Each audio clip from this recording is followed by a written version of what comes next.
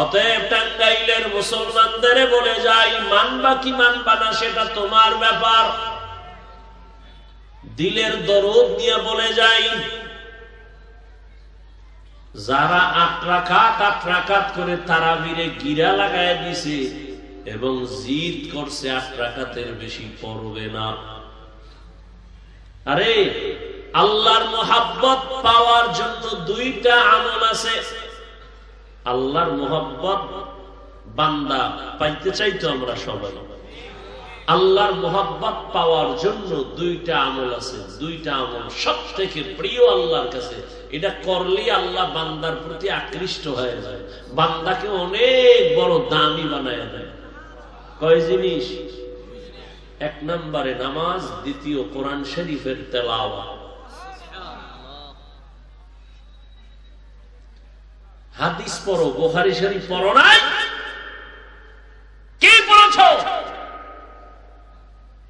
জমিনের মধ্যে আল্লাহর কাছে সব থেকে বেশি প্রিয় কারা? ভালো করে শুনে নাও। আল্লাহর প্রিয় বেশি,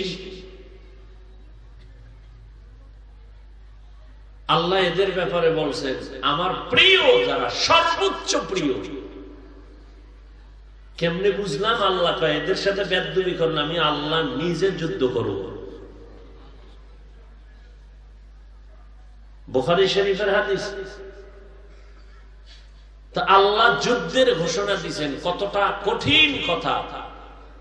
কাদের ব্যাপারে? যারা ওলিয়া উলিয়ার বিরোধিতা করে। বুখারীর কথা।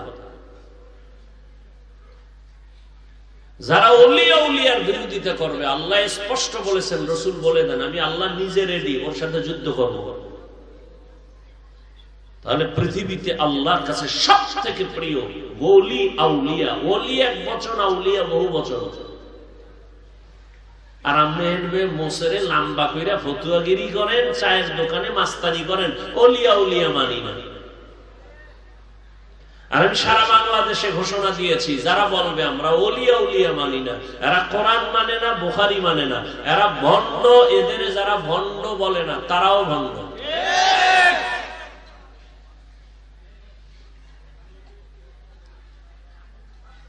আল্লাহর সব থেকে প্রিয় ওলি আউলিয়া।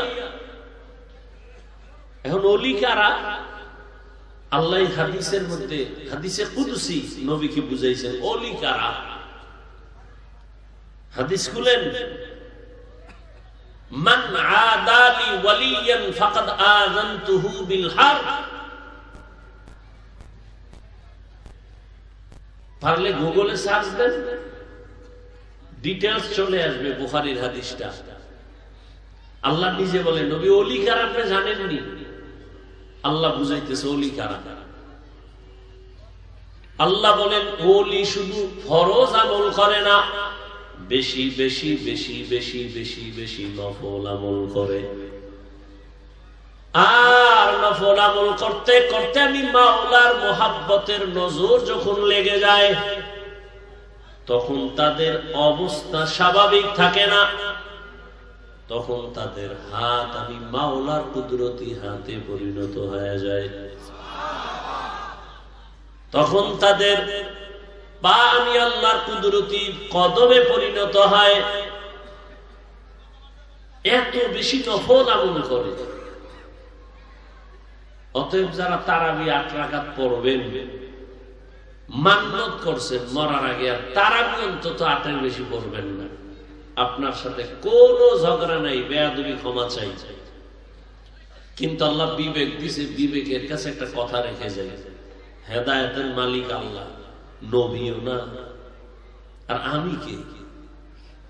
যদি কেউ মনেই করেন যে হ্যাঁ আমি 8-এর বেশি তারাবি পড়বই না, আপনার কথাটা আমি আধা মিনিটের জন্য সাপোর্ট করে গেলাম, তবে অনুরোধ রেখে গেলাম বিনয়ের সাথে, আপনার কল্যাণে আমার কোনো কল্যাণ নাই। বাকি 12 রাকাত আপনি নফল হিসাবে পড়িয়ে নিয়ে রমজান আর পাবেন কিনা জানা নাই, সারিয়েন নাই, সুযোগ আর হবে কিনা জানা নাই। সুযোগ আল্লাহ দিছেন, সারিয়েন না। মেনে নিলাম আপনি 8 রাকাত পড়েন, যান, আপনার সাথে আর তর্কের দরকার নেই। বাকি 12 রাকাত আপনি নফল হিসাবে পড়ে নেন, সমস্যা কি? কেন তর্কে জড়ান? আল্লাহর কাছে কি নিয়ে দাঁড়াবেন?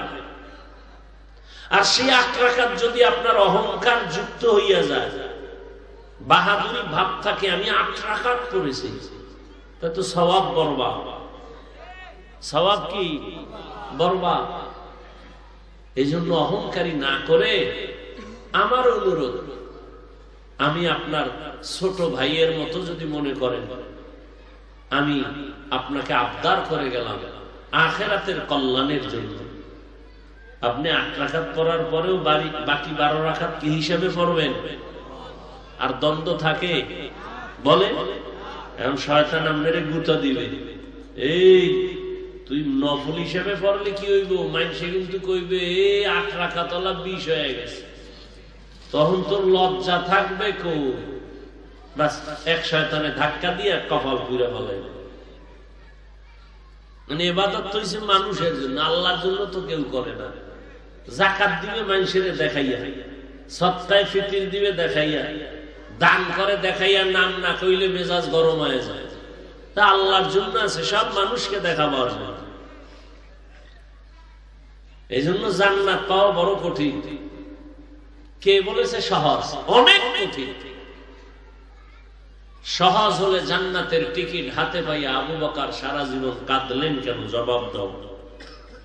ওমরে ফারুক কান্না করলেন কেন? জান্নাতের টিকিট হাতে পাইয়া। উসমান রাদিয়াল্লাহু তাআলা আনহু কাঁদলেন কেন সারা জীবন? হযরত আলী কাঁদলেন কেন? সমস্ত নবীরা কাঁদলেন, সাহাবায়ে কেরাম কান্না করলেন, সমস্ত ওলিরা কান্না করলেন। এমন একজন আল্লাহর প্রিয় বান্দা কবরে যান নাই কান্না ছাড়া।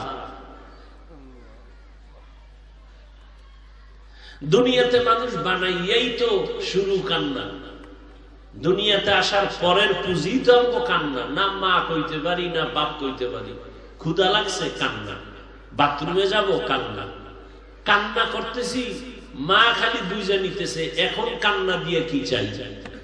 বাবায় বুঝে না, শুধু মা বুঝে যে ও এখন কাঁদে কেন, বাথরুমের সমস্যা। মা শুধু বুঝে বাচ্চা কাঁদে কেন, পেটে ক্ষুধা।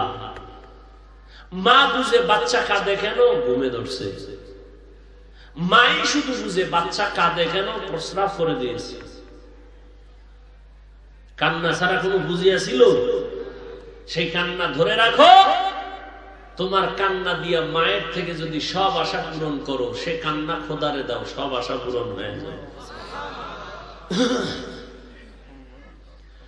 ইয়া আইয়ুহাল্লাযীনা আমানুত্তাকুল্লাহা ওয়াল তানজুর নাফসুম মা কদ্দামাত লিগাদিন ওয়াত্তাকুল্লাহ। আল্লাহ তাআলা বলেন, হে মুমিন, তাকওয়া অর্জন করো, আমাকে ভয় করো। তোমার এই জীবনটা কোনো দাম নাই, তোমার আসল জীবন পরকালের জীবনের জন্য কি অর্জন করেছো হিসাব মিলাও। ওয়াত্তাকুল্লাহ, বারবার আল্লাহ বলেন আমাকে ভয় কর, কারণ আল্লাহর ভয়টা এত দামি একটা সম্পদ। এই ভয়টা যদি অন্তরে না আসে, রহমতের নবীজিও বয়ান করলে ওই বান্দা গুনাহ ছাড়ে না, নেক আমল করে না। এই ভয়ের নাম তাকওয়া। এই ভয়ে পুঁজিটার এত দাম যে আল্লাহ নবীজিকে পর্যন্ত বলেন, হে নবী আপনি তাকওয়া অর্জন করেন, আমাকে ভয় করেন। ইয়া আইয়ুহান নাবিয়্যুত্তাকিল্লাহ ওয়া লা তুতি'ল কাফিরিন ওয়াল মুনাফিকিন। হে নবী আপনি আমাকে ভয় করেন, কাফের মুনাফিকের অনুসরণ করবেন না। আল্লাহ কোরআন নাজিল করার কারণ হুদাল লিল মুত্তাকিন, আল্লাহকে যারা ভয় করে তাদেরকে কোরআন হেদায়েত করবে। ইন্না আকরামাকুম ইনদাল্লাহি আতকাকুম, আল্লাহর কাছে সর্বোচ্চ প্রিয় ওই বান্দা, দামি, যার মধ্যে তাকওয়া থাকবে। তাকওয়া মানে আল্লাহর ভয়। আল্লাহর ভয় তার মানে কি? আমি যদি আপনাদের জিজ্ঞাসা করি এখানে কারা কারা আল্লাহকে ভয় করেন, যদি প্রশ্ন করি সবাই তো হাত তুলবে, তুলবে না? অথচ এখানে এমন আল্লাহর আশিক আছেন ফজর পড়ে নাই, জোহর পড়ে নাই, আসর পড়ে নাই, মাগরিব পড়ে নাই, এশা পড়বে কিনা জানা নাই। এখানে নাই এরকম বেনামাজি? সেও হাত উঠায় বলবে আল্লাহকে ভয় করি। যে সুদের টাকায় ব্যবসা করে সেও বলবে আল্লাহকে ভয় করি। যে বেপরদায় চলে সেও বলে আল্লাহকে ভয় করি। আমরা যারা হালাল খাই আমরাও বলি আল্লাহকে ভয় করি। যারা হারাম খায় তারাও বলে আল্লাহকে ভয় করি। দুই ভয় কি সমান? আরে কয়েল জ্বলে কেন? আবার কয়েল নিভাই দেন।